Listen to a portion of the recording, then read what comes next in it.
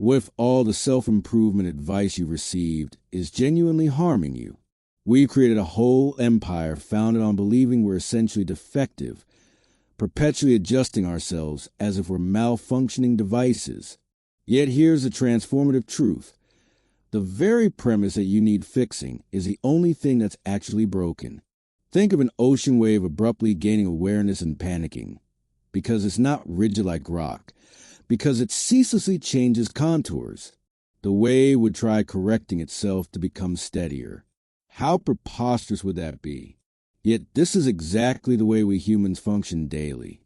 The wave is already flawless in its nature, but we've convinced ourselves that we're flawed projects requiring constant renovation.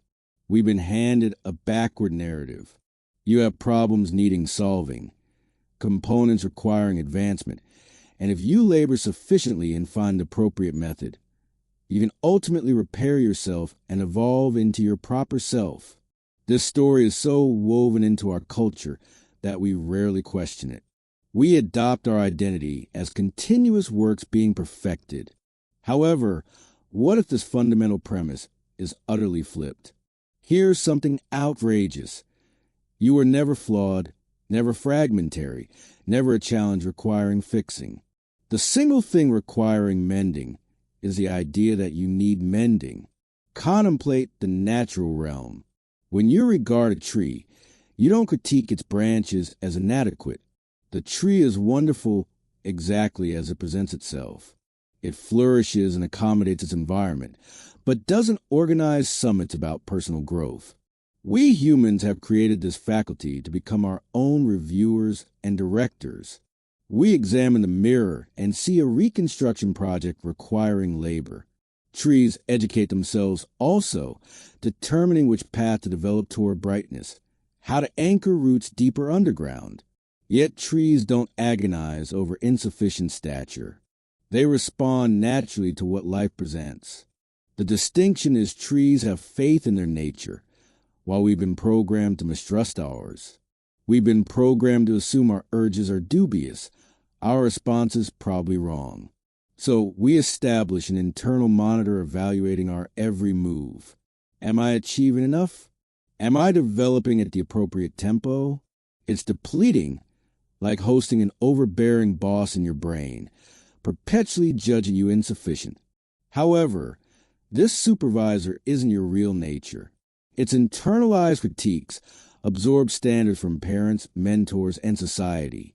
You've incorporated a board making you feel eternally deficient. Yet who observed this panel? Who perceived these criticisms? Something within you views as drama without being ensnared. That presence is your authentic self. You're not the thoughts about yourself. You are the awareness in which all this appears like climate conditions across sky. The sky is never hurt by meteorological events. Weather systems arrive and leave, yet the sky stays expansive. Likewise, ideas of insufficiency arrive and depart, yet your fundamental nature stays pristine. You can shift and flourish without the story that you're basically defective. Watch little ones discovering how to walk. They tumble continuously. Do they develop tales about being flawed? Certainly not. They get up and continue, because walking looks delightful. Learning takes place instinctively, playfully, without self-assessment. There are two paths to change. One assumes you're broken, like a mechanic working on a faulty engine. The other acknowledges you're already complete, like a gardener relying on organic growth. The mechanic wrestles while the gardener collaborates with life. Most development systems are technical. We treat ourselves like robots requiring better software. However, what if you're more like a garden holding inherent wisdom? When you have faith in this knowledge, you stop warring with yourself. Instead of cramming yourself into patterns, you allow your nature to unfold. When you end struggling against yourself, you free immense energy for being alive. Think about how much vitality you expend judging yourself. Envision if that energy were free for being in the moment. The person who recognizes their already whole routes energy toward expression and uncovering. Here's something remarkable. When you stop trying to fix yourself Elements you assumed require correction frequently resolve themselves. When you end producing self-critique, your clarity settles. Much of what we assume is wrong results from attempts to fix what was never imperfect. You may suppose you have an anxiety challenge and employ techniques to solve it, but this striving manufactures increased anxiety, where feeling anxious periodically is totally okay. When you cease treating anxiety as an issue, it frequently fades organically. We've been taught to think we ought to feel certain emotions, joyful, assured, serene. However, emotions are the atmospheric conditions of consciousness. Sometimes stormy, sometimes calm. This isn't a defect. The same applies to personality traits we see as flaws. Maybe you're quiet in a culture honoring extroversion. Instead of changing these aspects, appreciate them as your special contribution.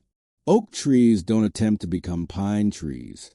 Rivers don't feel sorry for not being mountains. When you embrace your nature totally, something extraordinary occurs. You see squander vitality, pretending to be what you aren't. This doesn't suggest you never develop, but growth emerges from interest rather than deficiency. You learn because development is pleasurable. Young ones don't toil at imagination. They simply imagine naturally and effortlessly. We've been conditioned to distrust organic wisdom. We've converted our inner world into a company with assessments. However, your authentic nature persists, waiting for you to realize you were never incomplete to begin with. Here's an irony. The more you work to develop yourself, the more you emphasize needing development. However, when you comprehend you were never broken, growth occurs organically, easily. When you rely on your nature, development unfolds like blossoms blooming magnificently in their own time. This isn't resignation, but belief in the wisdom that animates your heart. So here's a challenge. Perform a trial. For a single day, end trying to correct yourself. Treat that day as a present to accept. Welcome emotions without adjusting them.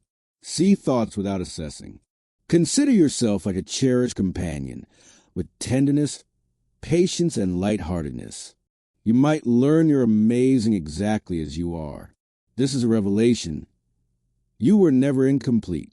You're already entire, already whole, already adequate. You're not separate from life. You are existence manifesting as a human, and existence is jubilation. We're all waves on one ocean, each distinct, each whole, each fleeting. When you recognize this as embodied experience, you can finally rest in being who you are. Your real self is more beautiful than your conceived ideal. You don't require transforming into something more like existence because you are life experiencing itself as you. The wave is the sea playing the game of being a wave. If this message touched something within you, I warmly encourage you to subscribe to the channel. Follow for more material that questions mainstream thinking about personal growth and self-enhancement. And drop a comment below with the word whole to show me you're prepared to embrace your total, intact nature precisely as you are in this moment.